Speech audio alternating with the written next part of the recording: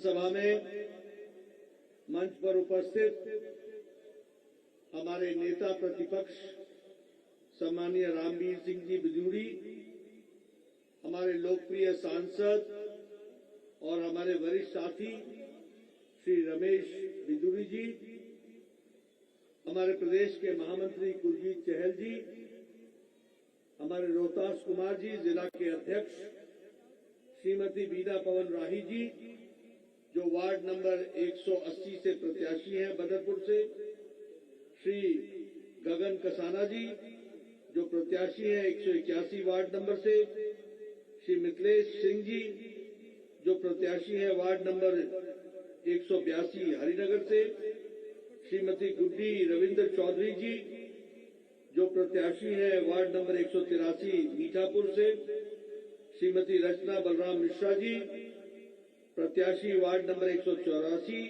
जैतपुर से, सम्मानित मंच और यहां इतनी बड़ी संख्या में एकत्र आए देवी और सज्जनों और मेरे नौजवान साथी, मीडिया के मेरे साथी, प्रिंट मीडिया और इलेक्ट्रॉनिक मीडिया के मेरे साथी मित्रों, आज चुनावी सभा में मुझे आने का सौभाग्य प्राप्त हुआ है।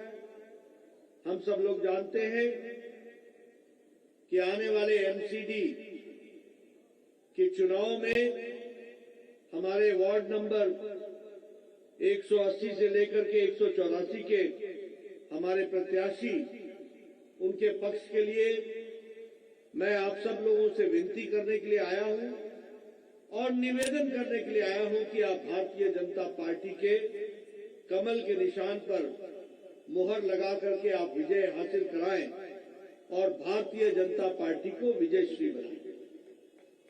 मित्रों, एमसीडी के बारे में अगर मैं चर्चा करूं तो पिछले 3 चुनाव से आपका समर्थन और आपका आशीर्वाद हमें हमेशा मिलता रहा है और इस बार भी आपसे आशीर्वाद लेने के लिए ही मैं आपको निवेदन करने आया हूं। मित्रों, हम सब लोगों को मालूम होना चाहिए कि म्युनिसिपल कॉर्पोरेशन डेवलपमेंट के साथ बहुत बड़ी राजनीति पहले कांग्रेस ने की और बाद में आम आदमी पार्टी ने की। पहले तो इसको 2012 में विभाजित कर दिया, 3 हिस्सों में विभाजित कर दिया। कांग्रेस की सरकार थी और क्यों विभाजित किया? इसलिए कि एमसीडी ताकतवर संगठन ना बने और हमारे आम जनता की सुविधाओं के से वंचित रह सके, इसके लिए इसको 3 भागों में बांट दिया। उस 3 भाग में बांटने के कारण हमारी आमदनी घट गई, हमारे रिसोर्सेज घट गए और हमारे काम करने की ताकत भी घट गई। मुझे खुशी है कि भारत के गृह मंत्री श्री अमित शाह जी ने फिर से इसको एकजुट करके अब 250 सीटों वाली दिल्ली एमसीडी बना करके एकीकृत करके खड़ा किया है। इसके लिए मैं बधाई देता हूं। मैं यहां ये भी आपको कहना चाहता हूं कि जब मैं इसकी चर्चा कर रहा हूं तो मैं ये भी आपको बताना चाहूंगा कि हमेशा बजट बढ़ता है, लेकिन दिल्ली का आम आदमी पार्टी की सरकार ने बजट को घटाया है। पहले इसका बजट 7,000 करोड़ रुपए का था, आज दिल्ली के एमसीडी का बजट 6,171 करोड़ का कर दिया। बढ़ाने के बजाय घटाया है ताकि दिल्ली की जनता को सुविधाओं से वंचित रखा जाए। ऐसी दिल्ली सरकार को आने वाले समय में रखोगे क्या? रखोगे क्या? पीछे से सुनना चाहता हूं, रखोगे क्या? ये ऐसे लोग हैं जो दिल्ली के हक हुकूक को हमेशा रोकने का प्रयास करते हैं। मैंने अभी रोड शो किया था तो ये जो शराब माफिया का जानकार और शराब माफिया का जो सरगना है, मनीष सिसोदिया, इन्होंने मेरे से प्रश्न पूछा कि ये बताइए कि एमसीडी ने कौन से काम किए, और ये भी कहा कि एमसीडी ने कोई काम नहीं किए। हाँ, हमने वो काम तो नहीं किए जो आपने किए हैं। मैंने शराब का घोटाला हमारे लोगों ने नहीं किया, हम लोगों ने स्कूल का घोटाला नहीं किया, हम लोगों ने स्वास्थ्य का घोटाला नहीं किया, हम लोगों ने पानी का घोटाला नहीं किया, लेकिन 13,000 कर्मचारियों को पक्का करने का काम किया तो दिल्ली की एमसीडी ने किया, ये मैं बताना चाहता हूं। और इसी के साथ साथ 17 मल्टी लेवल की पार्किंग दिल्ली को बना करके दी, मल्टी लेवल की पार्किंग, और 9 मल्टी लेवल की पार्किंग का काम चल रहा है। आने वाले समय में वह भी आपको स्थापित हो जाएगा। 5,80,000 नए बल्ब, एलईडी बल्ब लगाए एमसीडी ने। अब एमसीडी को आपने सफाई, बल्ब लगाना, सड़क बनाना, इसी का काम दिया था। 5,80,000 बल्ब लगाए और 9,9.5 लाख बल्बों को बदल करके एलईडी बल्ब लगाया। ये एमसीडी ने करके दिया।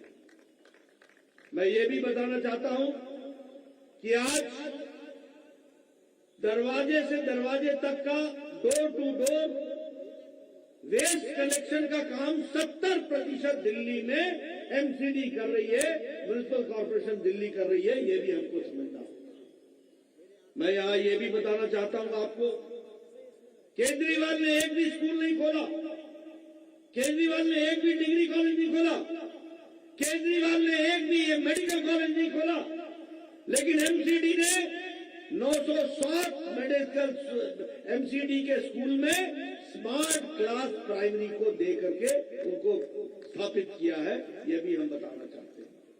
मैं आपको ये भी चर्चा करना चाहता हूं कि पिछले 5 सालों में 52 नए एमसीडी के स्कूल खुले और उसमें से 10 स्कूल जो दुनिया में टॉप रैंकिंग में आए हैं, उसमें लाजपत नगर का स्कूल भी टॉप 10 में आया है एमसीडी का। यह भी हमको ध्यान में रखना चाहिए। इसलिए मित्रों, एमसीडी काम करके किस तरीके से आपके साथ जो आपकी बातों को पूरा करने का प्रयास किया है, वो आपके सामने में रख रहा हूं। मैं ये भी बताना चाहता हूं कि 9 अस्पतालों में जो एमसीडी चलाती है, उसमें 3200 नए बेड जोड़े गए हैं, नए बिस्तरे जोड़े गए, नए बेड की व्यवस्था की गई।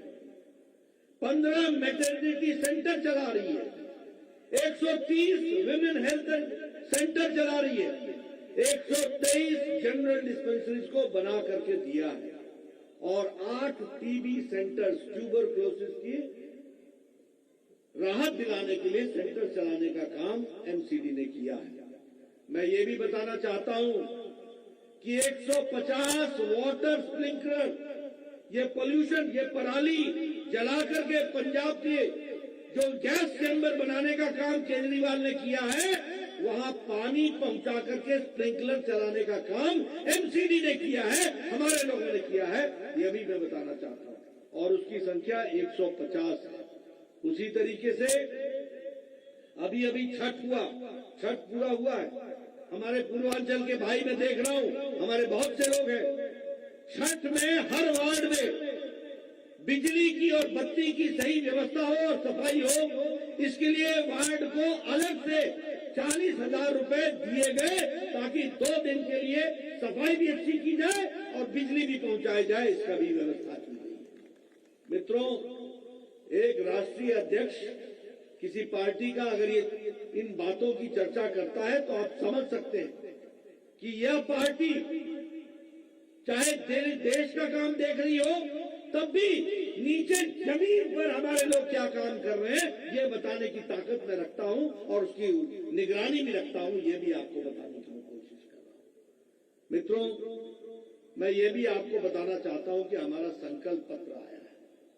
उस संकल्प पत्र में हमने कहा है कि हम 5 लाख नए मकान झुग्गी झोपड़ी वालों को बना करके समर्पित करेंगे, पक्के मकान देंगे जिसमें 2 कमरे होंगे, जिसमें शौचालय अलग से होगा, रसोई घर अलग से होगी, गैस की चूल्हा की व्यवस्था होगी, कोर्ट यार्ड भी होगा। ये व्यवस्था 5 लाख और ये प्रधानमंत्री उदय योजना के तहत हम करने वाले हैं।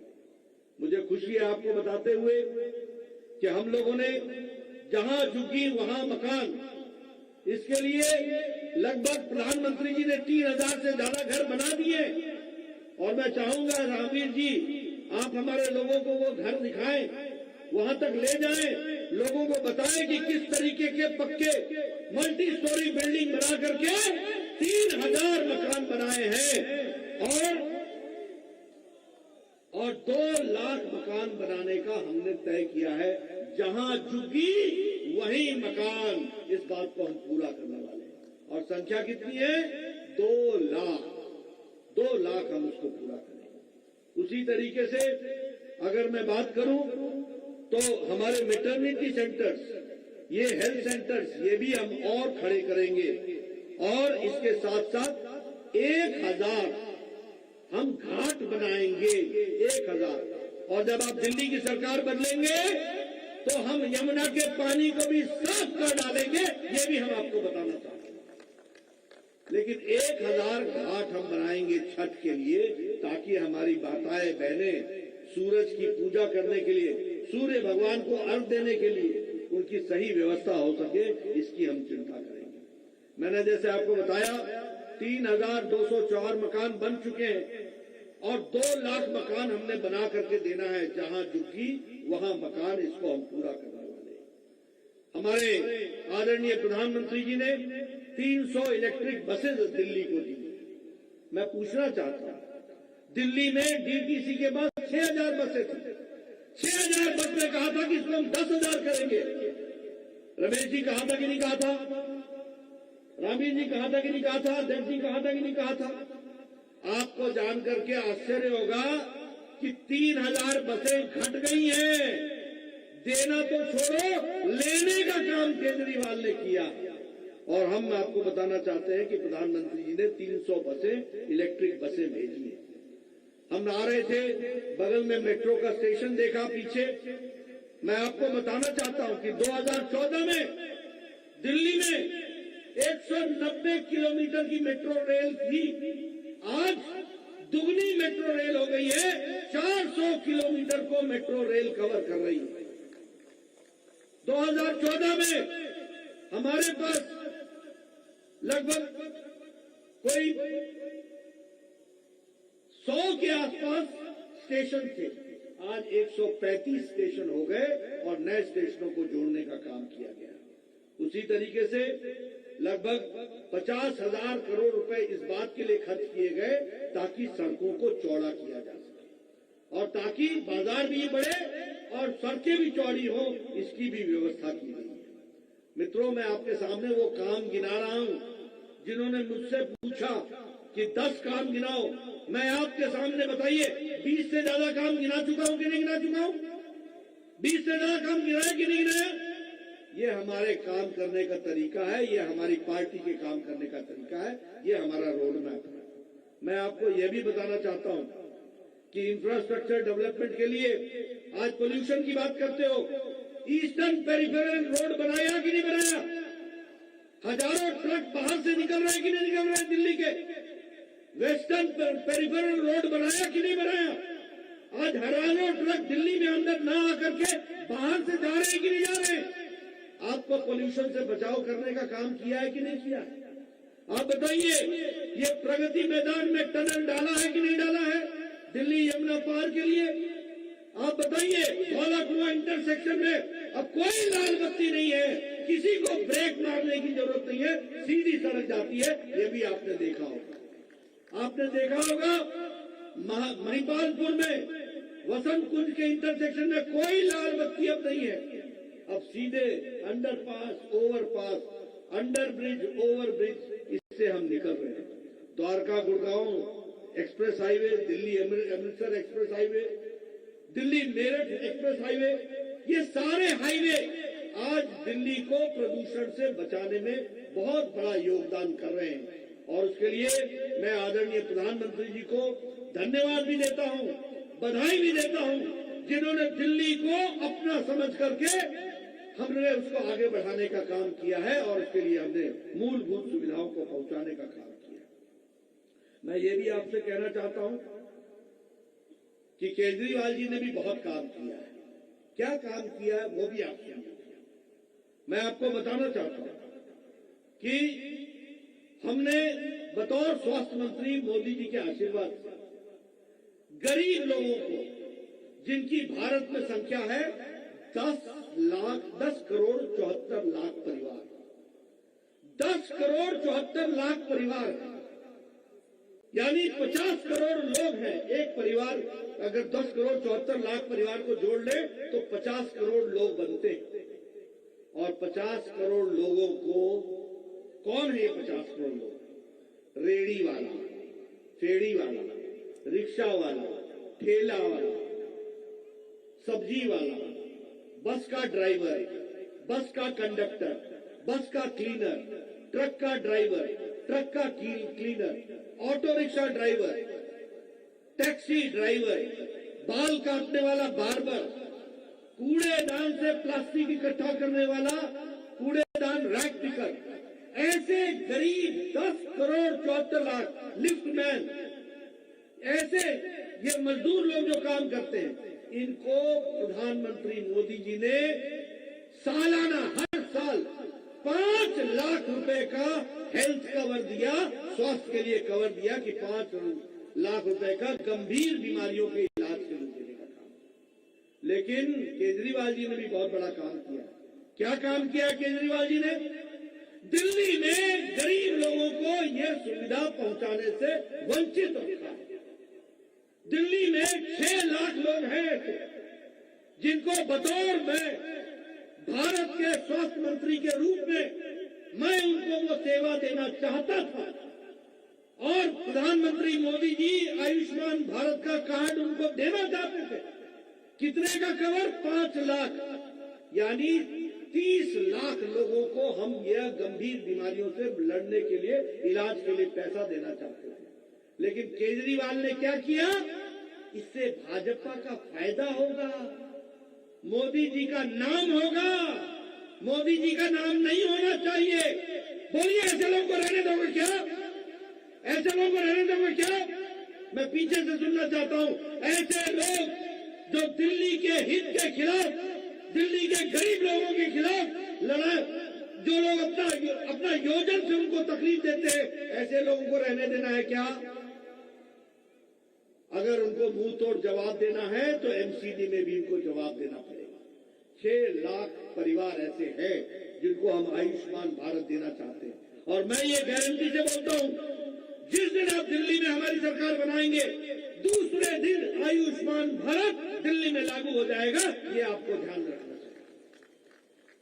हम काम करने वाले लोग हैं, हम लोगों की सेवा करने वाले लोग हैं, हम गरीबों की चिंता करने वाले लोग हैं।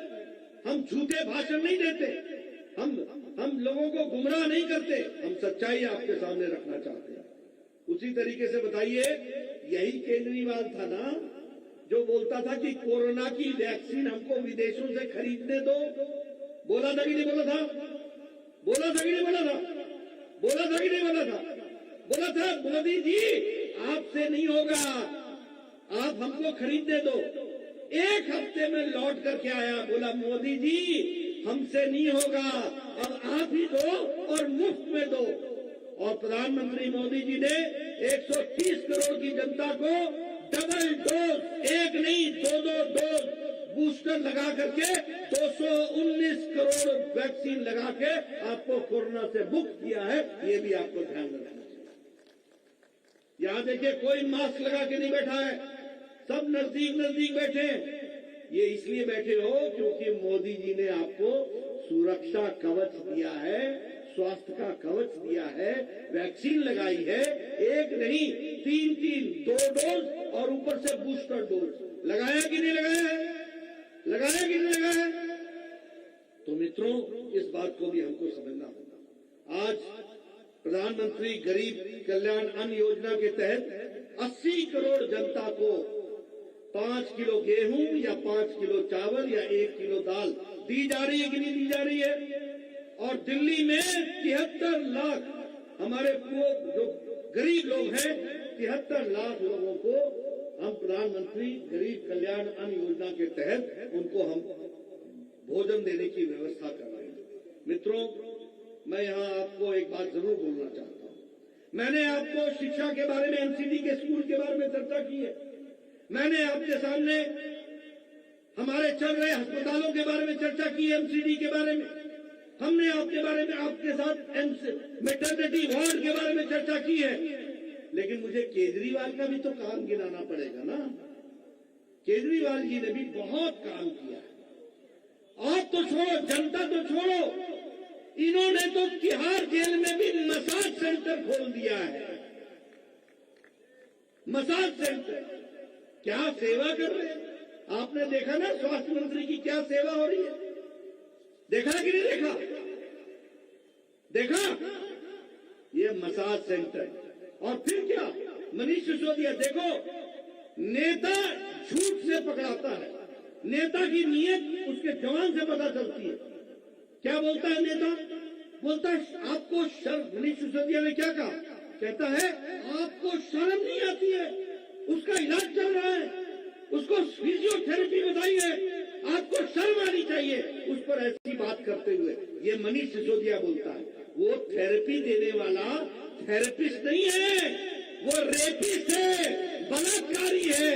ये इनका झूठ सामने आता है। ऐसे लोगों को बख्शोगे क्या? ऐसे लोगों को राजनीति में रहना चाहिए क्या? ऐसे लोगों को घर बैठाओगे कि नहीं बैठाओगे? अगर ऐसे लोग यहाँ कहीं आते हैं तो इनसे पूछना कि तुमको शर्म नहीं आती है कि यहाँ आकर के हमारे लोगों को बरगलाते हो, झूठा करते हो और उनको गुमराह करते हो? ये प्रश्न पूछना चाहिए, शर्म आनी चाहिए। दिल्ली की राजनीति को कितने नीचे पहुंचा दिया इन लोगों ने। रेपिस्ट को थेरेपिस्ट बना दिया। और रेपिस्ट भी कौन? अपनी बच्ची के साथ ऐसा घिनौना हरकत करने वाले लोग। और वहां जाकर के जेल के अधिकारी वहां पर हाजिरी भरे। आज वीडियो आया आपके सामने, जेल का अधिकारी जो सस्पेंडेड है वो वहां जाकर के हाजिरी भर रहा है। और सत्येंद्र जैन बोल रहा है घबराओ मत, तेरा भी इंतजाम करेंगे हम। ये सारे नियमों को तोड़ने वालों का इंतजाम करने का काम इन लोगों ने किया है, ये हम समझ रहे हैं। हम व्यायामशाला बना रहे हैं, वो मधुशाला बना रहे हैं। वो शराब के ठेके खोल रहे हैं। बताइए आपके मोहल्ले में शराब का ठेका खोल दिया कि नहीं खोल दिया? खोला कि नहीं खोला? और इतनी भोली चेहरा बनाकर बोलता है हम मोहल्ले में हम शराब खत्म करेंगे, हम शराब को आने नहीं देंगे। 2% का ठेका का कमीशन 12% पहुंचा दिया। 200-400 करोड़ रुपए लेने वाले लोग 2400 करोड़ रुपए कमीशन में लेने लगे और उसमें से 6% किकबैक लेने लगे। और शराब के माफिया के साथ समझौता करके इस तरीके का काम इन लोगों ने किया है, ये हम जानते हैं। मैं आपके सामने ये भी बताना चाहता हूं, इनके लोग अरेस्ट हुए, विजय नायर अरेस्ट हुआ है, बाकी लोग भी अरेस्ट हुए हैं। ये शिक्षा की बात करते हैं। हमने शिक्षा मॉडल, शिक्षा मॉडल, शिक्षा मॉडल। क्या मॉडल है सुन लो। चीफ विजिलेंस कमिश्नर ने कहा कि इनके जो कमरे बने हैं उसका दाम है 5 लाख रुपए प्रति कमरा। क्यों? क्योंकि वो सेमी परमानेंट स्ट्रक्चर है। और इनका जो बाथरूम है वो टेम्पररी है, उसका दाम भी उसने कहा है लगभग 2-3 लाख रुपए होगा।